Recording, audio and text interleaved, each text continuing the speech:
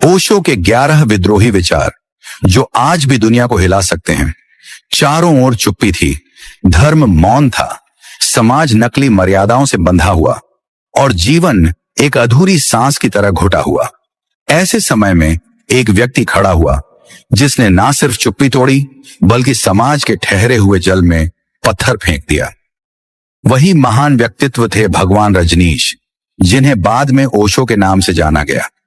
वो सन्यासी जो भगवा नहीं पहनता था, वो गुरु जो अनुयायियों को पीछे चलने के लिए नहीं, स्वयं के भीतर उतरने के लिए प्रेरित करता था। वो वक्ता जो प्रेम, ध्यान और सेक्स पर एक ही सांस में बोल सकता था। ओशो कोई धर्म नहीं बनाना चाहते थे।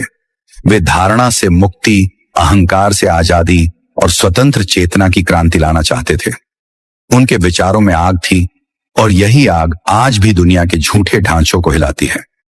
इस एपिसोड में हम जानेंगे ओशो के 11 ऐसे विद्रोही विचार जो न केवल समाज के नियमों को चुनौती देते हैं बल्कि हमारी आत्मा को झकझोर देते हैं।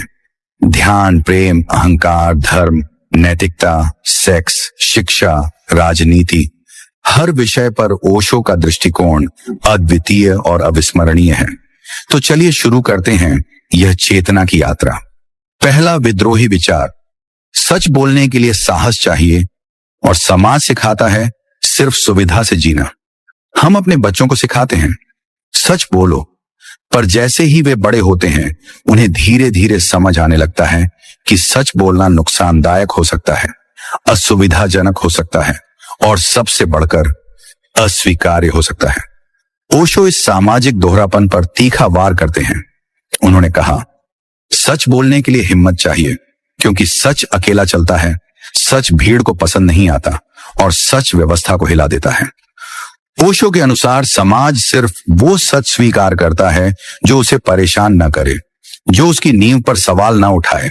इसलिए हम सब ने सुविधा का सच चुन लिया और असली सच को दफना दिया।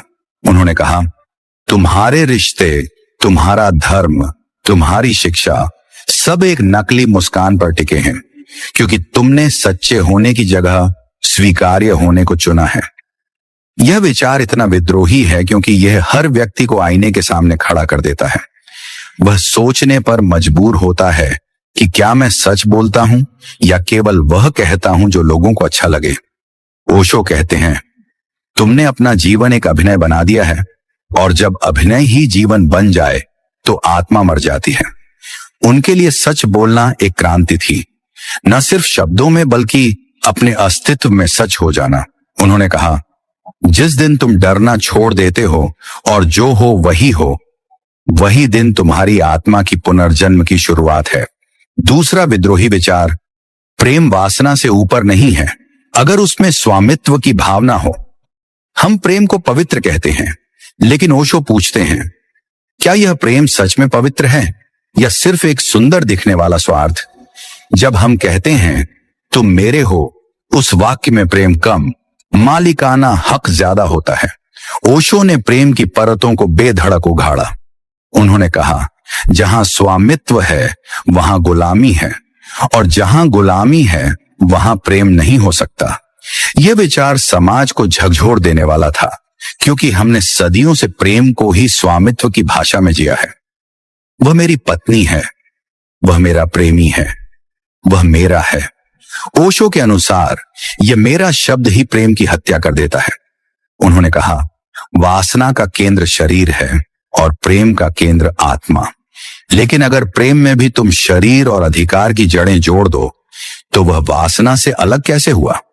ओशो का यह विद्रोह केवल प्रेम के खिलाफ नहीं था, वह उस मानसिकता के विरुद्ध था जो प्रेम को भी कैद कर लेना चाहती है। उन्होंने हमें प्रेम के एक नए आयाम से परिचित कराया, जहां प्रेम स्वच्छंद है, मुक्त है और उसमें कोई